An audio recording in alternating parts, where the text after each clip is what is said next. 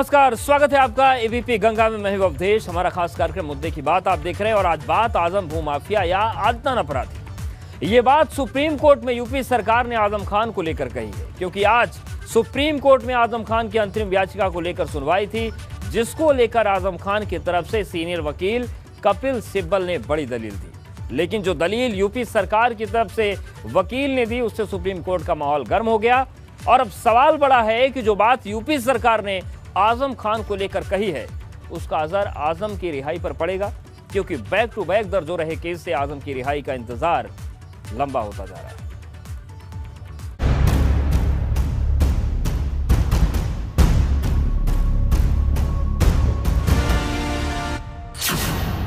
आजम खान को नहीं मिली राहत, जारी रहेगी आफत।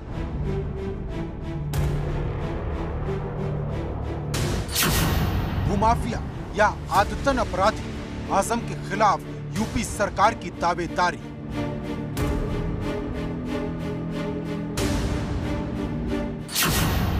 लंबा हुआ रिहाई का इंतजार, आजादी पर लटकी तलवार।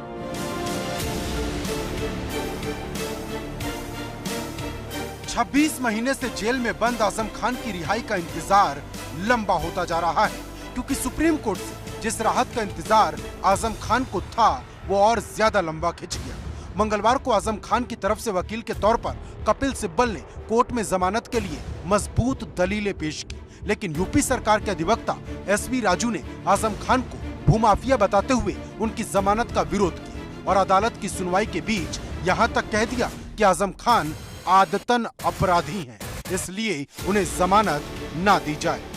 सुनवाई के दौरान यूपी सरकार के वकील एसवी राजू ने एसडीएम को धमकाने का वो किस्सा भी सुनाया कि आजम ने एसडीएम को ये कहते हुए धमकाया था कि उनकी सरकार आने पर वो देख लेंगे, जिस पर आजम खान का पक्ष रख रहे सीनियर वकील कपिल सिब्बल ने कहा कि उनके मुवक्किल 2 सालों से जेल में बंद है, ऐसे में वो कैसे किसी को धमकी दे सकते हैं। दोनों ही पक्षों की दलीलों को सुनने के बाद सुप्रीम कोर्ट ने फैसले को सुरक्षित रख लिया है। समाजवादी पार्टी के वरिष्ठ नेता आजम खान की जमानत याचिका पर आज सुप्रीम कोर्ट में सुनवाई हुई। अगर बात करें तो सुप्रीम कोर्ट में उत्तर प्रदेश सरकार के वकील के रूप में एएसजी राजू पेशवे, उन्होंने साफ तौर पे कहा कि आजम खान को जमानत नहीं मिलनी चाहिए, क्योंकि वो आदतन अपराधी हैं और अपने आईओ तक को धमकाते हैं। इसके साथ साथ उन्होंने ये भी कहा कि आजम खान के खिलाफ कई लोगों ने शिकायत की है, इसके बाद ही उनके खिलाफ तमाम सारे मामले दर्ज किए गए हैं। वहीं अगर बात करें तो आजम खान के वकील के रूप में कपिल सिब्बल ने सुप्रीम कोर्ट में यह बात साफ तौर पर कही कि आजम खान के खिलाफ ज्यादातर मामले उनके जेल में बंद होने के बाद दर्ज किए गए हैं।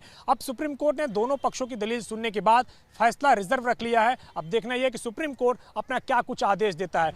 गौरतलब है कि इससे पहले सुप्रीम कोर्ट ने यूपी सरकार के खिलाफ बड़ी टिप्पणी की थी। सुप्रीम कोर्ट ने कहा था कि राज्य सरकार एक मामले में आजम खान को बेल और दूसरे में जेल नहीं दे सकती। आपको बता दें कि आजम खान को हाल ही में हाई कोर्ट ने शत्रु संपत्ति मामले में जमानत दी थी, लेकिन एक स्कूल के फर्जीवाड़े का मुकदमा आजम खान की रिहाई में रोड़ा बन गया, जिस पर अब यूपी सरकार की तरफ से सफाई दी गई कि आजम खान के खिलाफ दर्ज हुई एफआईआर 2020 के मामले की है, जिसमें आजम खान का नाम अब जोड़ा गया। इस पर कोर्ट ने पूछा कि इस मामले में आजम खान का नाम जोड़ने के लिए शिकायतकर्ता ने 2 साल का समय क्यों लगाया, जिस पर आजम खान के वकील कपिल सिब्बल ने यह भी कहा कि एफआईआर तब दर्ज हुई जब आजम जेल में थे। अब सबकी नजर अगली सुनवाई पर टिकी है, लेकिन जिस तरह से आजम खान की रिहाई का इंतजार लंबा हो रहा, उससे प्रदेश की राजनीति गर्म होती जा रही, क्योंकि सिर्फ समाजवादी पार्टी ही नहीं, आजम की रिहाई को लेकर बसपा, कांग्रेस और एआईएमआईएम भी सवाल उठा चुके हैं। वहीं एक सवाल आजम खान की बगावत का भी है, क्योंकि जहां एक तरफ आजम खान के कुनबे ने समाजवादी पार्टी के खिलाफ मोर्चा खोल रखा है, वहीं अब सपा मुखिया अखिलेश यादव ने भी साफ कर दिया कि आजम खान के साथ वो मजबूती से खड़े हैं। उनके घर में जाऊंगा, समाजवादी पार्टी और हम सब उनके साथ हैं, जो भी मदद हो सकती है वो हम लोग मदद कर रहे हैं उनकी। लेकिन बीजेपी और कांग्रेस इस साजिश में है कि मुसलमान भाइयों ने जो समाजवादी का साथ दिया है, ये मुसलमान भाई कैसे समाजवादी से दूर हो जाएं, इसीलिए ये साजिश भारतीय जनता पार्टी और कांग्रेस दोनों मिलकर के कर रहे हैं। अच्छा अखिलेश भैया, एक सवाल। लेकिन मुद्दे की बात यह है कि क्या अखिलेश आजम खान से मिलने जेल भी जाएंगे या फिर रिहाई तक सिर्फ इंतजार करेंगे, क्योंकि जिस तरह से आजम खान पर बैक टू बैक केस दर्ज हो रहे, उससे आजम खान की मुश्किलें बढ़ती जा रही हैं। 2 दिन पहले ही सुल्तानपुर की सेशन कोर्ट ने 8 साल पुराने एक बयान पर आजम खान को नोटिस जारी किया, जिसकी सुनवाई 14 जून को होनी है। मतलब एक केस में बेल नहीं मिलती और दूसरा दर्ज हो जाता है। Bureau report, ABP Ganga. और अब बात आजमगढ़ में अखिलेश का उत्तराधिकारी कौन, डिंपल की दावेदारी पर मौन। ये सवाल आजमगढ़ उपचुनाव को लेकर खड़ा हो गया है, क्योंकि यहां भाजपा सुबह के सफेद किले पर नजर बनाए। वहीं पहले डिंपल यादव को मैदान में उतारने की चर्चा थी, लेकिन वक्त के साथ ही ये चर्चा भी मौन हो गई है, क्योंकि जो नेता कल तक खुलकर बोल रहे थे वो अब चुप हैं। लेकिन जब अखिलेश आजमगढ़ पहुंचे तो फिर से सवाल बड़ा हो गया है कि क्या आजमगढ़ में सपा डिंपल पर दांव चलेगी या किसी और को चुनेगी।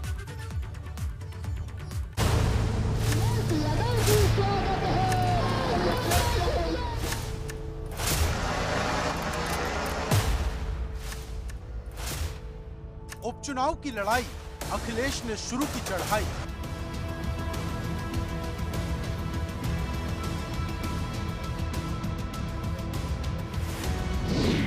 समाजवादी का अभेद किला जो 22 में भी नहीं हिला।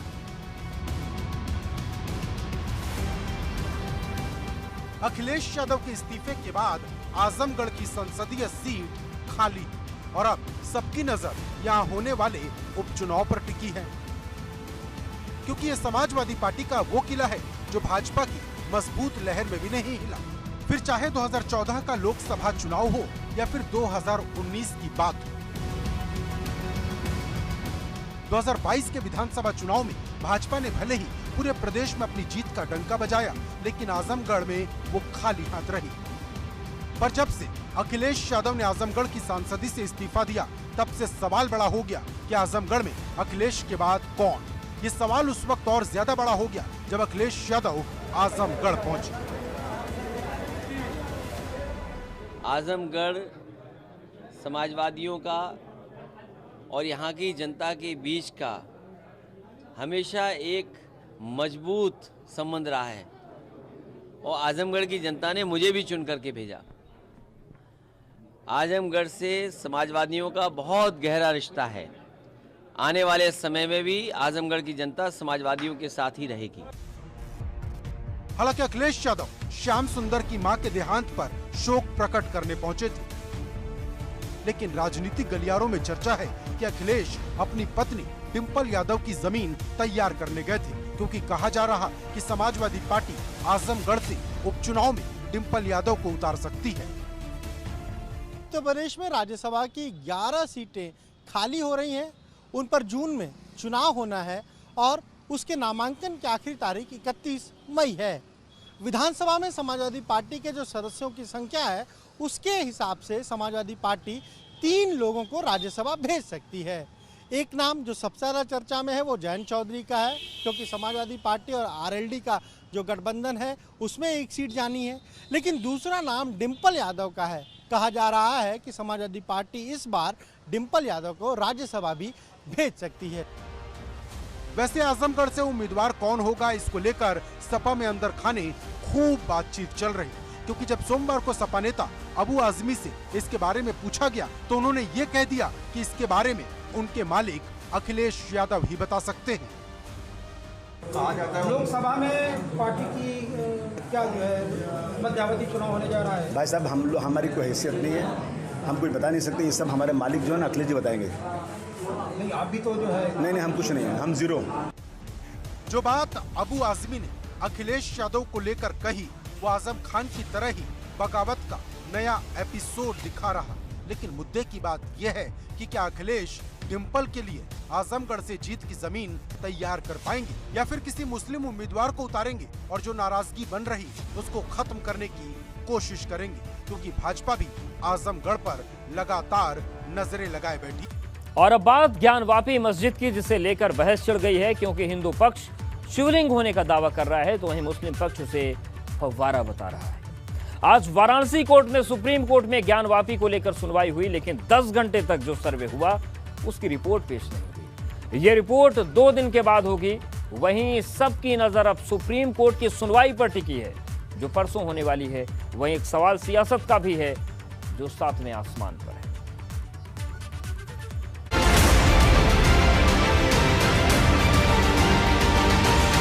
ज्ञान वापी का सच, शिवलिंग वाली जगह को नहीं करेगा कोई टच।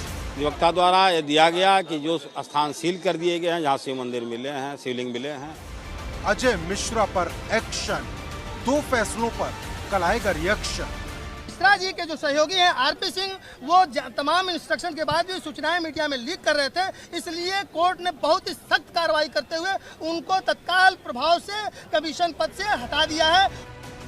ज्ञानवापी मस्जिद के अंदर शिवलिंग है या फव्वारा, इसको लेकर बहस तेज हो गई है, क्योंकि 3 दिन के सर्वे के बाद जिस तरह से हिंदू पक्ष ने मस्जिद में शिवलिंग होने का दावा किया, उसके बाद इस केस में नया मोड़ आ गया। एक कहावत है, जिन खोजा तिन पाइया गहरे पानी पैठ। इसका अर्थ आप लोग समझ गए? क्या पाया? बाबा मिल गए।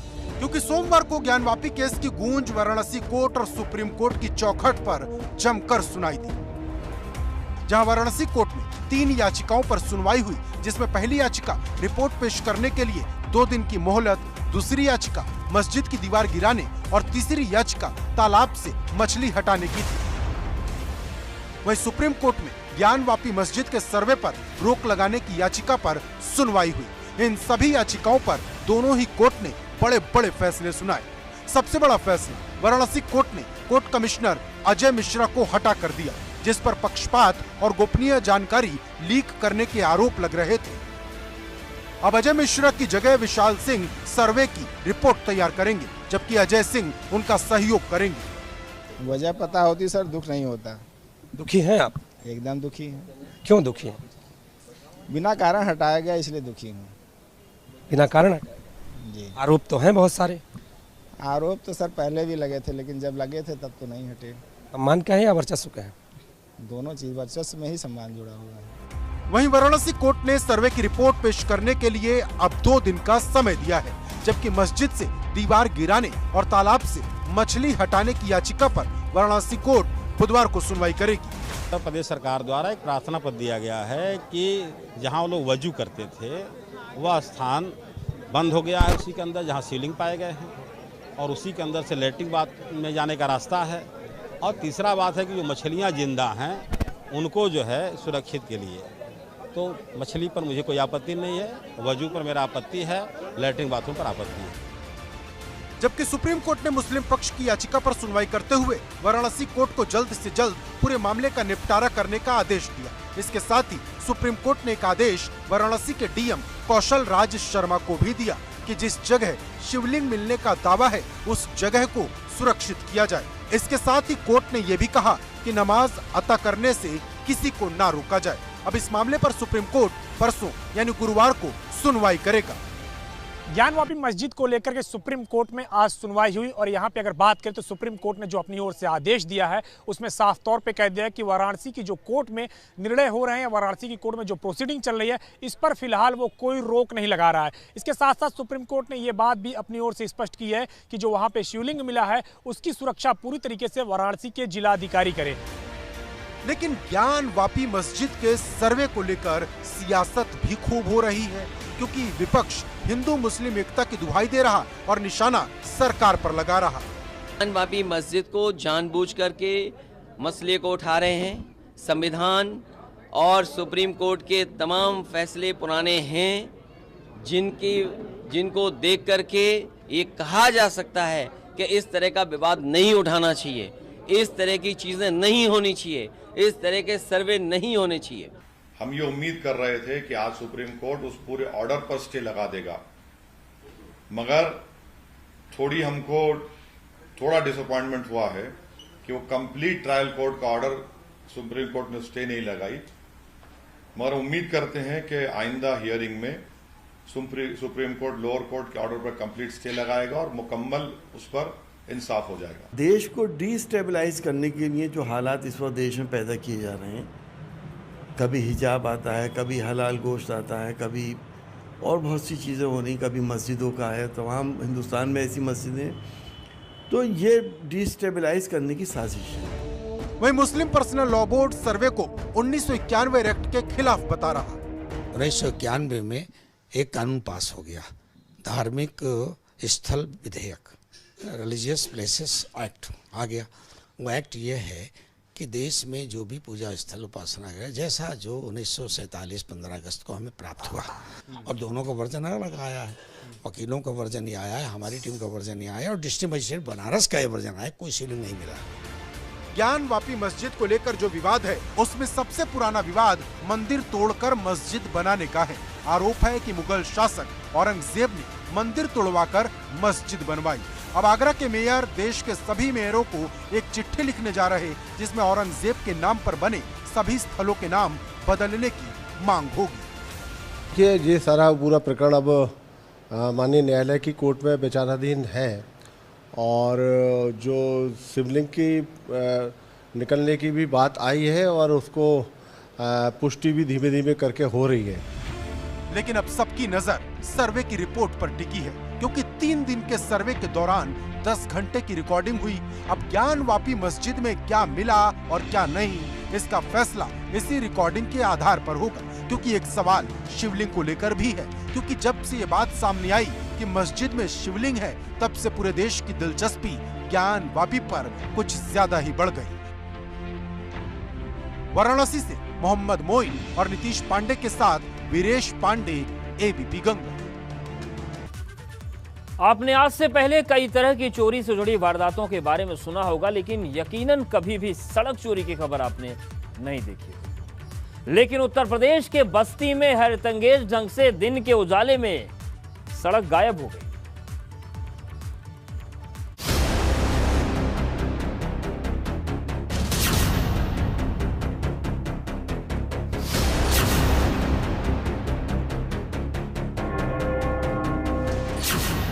यूं तो देश और दुनिया में बड़ी बड़ी चोरियां हुई, लेकिन सड़क चोरी की वारदात पहली बार हुई है। क्योंकि बस्ती में एक सड़क कहां गायब हो गई, यह सबसे बड़ी खोज बन गई। क्योंकि 3 साल पहले 40 लाख रुपए खर्च कर कंपनी बाग से फव्वारा तिराहे तक इंटरलॉकिंग ईंटों से सड़क का चौड़ीकरण किया गया, लेकिन एक सरकारी सड़क शहर के बीचों बीच से रातों रात गायब हो गई। लेकिन ना इसकी भनक शहर के अफसरों को लगी, न 24 घंटे तत्पर रहने वाली पुलिस को, और न ही बीडीओ को, और न ही तहसील के अधिकारियों को। क्योंकि दिन के उजाले में कुछ लोग ट्रैक्टर लेकर आए और सड़क की ईंट उठाकर ले गए। लेकिन 8 महीने बीत जाने के बाद भी नगर पालिका सड़क चोरी करने वालों को पहचान तक नहीं पाई है। बस्ती जनपद में एक अजीबोगरीब मामला सामने आया है। शहर के बीचों बीच से एक सड़क, सरकारी सड़क गायब हो गई, और ना ही बस्ती के विकास प्राधिकरण के अधिकारियों को उसकी भनक लगी, और ना ही नगर पालिका को इस बात की जानकारी हो पाई कि उनकी सड़क कहाँ चली गई। मैं जिस जगह खड़ा हूँ, आप देखिए कि इस जगह पे इंटरलॉकिंग रोड बनी हुई थी। लाखों रुपए खर्च करके इंटरलॉकिंग रोड का निर्माण हुआ था, लेकिन लगभग 8 माह पहले यहाँ से इस सड़क को कुछ लोगों ने उखाड़ा और ट्रैक्टर पे लाद के इसकी ईंटों को ले गए, और किसी को भनक नहीं लग पाई कि ये इंटरलॉकिंग रोड जो यहाँ बनी हुई थी वो आखिर कहाँ है। स्थानीय लोगों का दावा है कि कभी ये सड़क इतनी सुंदर दिखती थी, बस्ती की शान हुआ करती थी। अचानक 7 सितंबर 2021 की रात कुछ मजदूर पटरियों पर लगे इंटरलॉकिंग ईंटों को उखाड़कर ट्रॉली पर लादने लगे। पूछने पर बताया कि अब बस्ती विकास प्राधिकरण अपने स्तर से पटरियों पर काम करवाएगा, और तब से ये सड़क ऐसे ही उजड़ी पड़ी है। ये बताइए, यहाँ पर एक रोड बनी हुई थी जहाँ आप खड़े हैं, लेकिन अब रोड तो अब दिख नहीं रही। रोड तो यहाँ से गायब हो चुकी है, और नगर पालिका भ्रष्टाचार में एकदम विलुप्त है। यहाँ के ठेकेदार, यहाँ के जो नगर पालिका अध्यक्ष हैं। सड़क जो है दिन में बनता है बस्ती में, और रात को बस्ती में सड़क उखड़ जा रहा है। ठेकेदार जो है पैसा मिल जा रहा है, पेमेंट हो जा रहा है, उसमें कोई दिक्कत नहीं है, पेमेंट हो जा रहा है। यहाँ के सभासद आज 10 साल से सभासद हैं। कभी भी किसी भी इस वार्ड भी रामेश्वरपुरी में आता है, लेकिन यहाँ पे कभी भी सभासद से लेकर नगर पालिका अध्यक्ष यो तक कभी इस सड़क को ध्यान में केंद्रित करते हुए या कोई अधिकारी कभी भी ध्यान में नहीं दिया। हालांकि बात बढ़ती देख अब प्रशासन मामले की जांच कराने की बात कह रहा। एक सड़क के किनारे जो सीसी टाइल्स लगती हैं फुटपाथ पे, उसका प्रकरण आया है, जो सड़क चौड़ीकरण अथवा सुंदरीकरण के दौरान उन सीसी टाइल्स को हटाया गया है, अथवा सड़क को चौड़ी करने के ऊपर उन सीसी टाइल्स को कवर किया गया है। उसकी जांच करके जो भी अग्रिम कार्रवाई है वो करी जाएगी। लेकिन बड़ा सवाल ये है कि आखिर 8 महीने बीत जाने के बाद भी प्रशासन ने कोई एक्शन क्यों नहीं लिया। कहीं ये मामला आपसी मिलीभगत का तो नहीं, क्योंकि अक्सर ऐसे घोटाले नए ठेके के लिए होते हैं जिसमें सब मिलकर खाते हैं। Bureau report, ABP Ganga. और अब बात डॉक्टरों से मांगा हिसाब, सामूहिक इस्तीफा दे गए जनाब, क्योंकि जो सीतापुर में हुआ वो कहीं नहीं हुआ है। क्योंकि जब सीतापुर के डीएम ने सीएचसी अधीक्षक से उनके काम का हिसाब मांग लिया तो सभी सीएचसी अधीक्षक डीएम के आवास पर इस्तीफा देने पहुंच गए और फिर जो हुआ हड़कंप मच गया।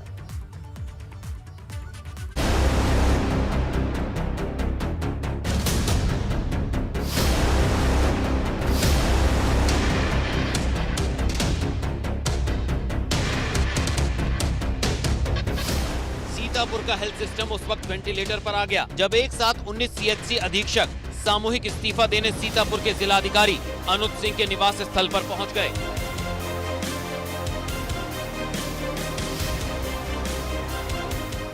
और जब ये बात जंगल में आग की तरह फैली तो पूरे जिले में हड़कंप मच गया। दरअसल डीएम अनुज सिंह ने रविवार को डॉक्टर से उनकी लाइव लोकेशन मांगी थी ताकि पता लगाया जा सके कि कौन सा सीएचसी अधीक्षक कितना काम कर रहा है, लेकिन डॉक्टर ने इसे अपना अपमान समझा और सभी 19 के 19 सीएचसी अधीक्षक इस्तीफा लेकर डीएम के पास पहुंच गए। लेकिन जब डीएम ने उनसे मिलना गवारा नहीं समझा तो सीएमओ डॉक्टर मधु गोरेला से मिलकर अपनी आपबीती बताई। सीएचसी अधीक्षकों की माने तो 1.5 साल से सीएचसी पीएचसी को वित्तीय बजट नहीं मिला है, लेकिन इसके बाद भी वो सभी दिन रात अपना काम कर रहे हैं। लेकिन जब जिलाधिकारी ने उनके काम पर प्रश्न चिन्ह लगाया तो उनका सब्र का बांध टूट गया और सामूहिक इस्तीफा देने का फैसला कर लिया। लेकिन जब लाइव लोकेशन के मुद्दे पर बात बिगड़ती देखी गई तो जिलाधिकारी डॉक्टर अनुज सिंह बैकफुट पर आ गए और जैसे तैसे डॉक्टरों को मनाया। लेकिन मुद्दे की बात यह है कि अगर एक साथ इतने डॉक्टर इस्तीफा दे देते तो क्या होता, क्योंकि स्वास्थ्य सिस्टम की तस्वीर किसी से छिपी नहीं है। पहले से ही प्रदेश डॉक्टरों की कमी से जूझ रहा है। Bureau report, ABP Ganga.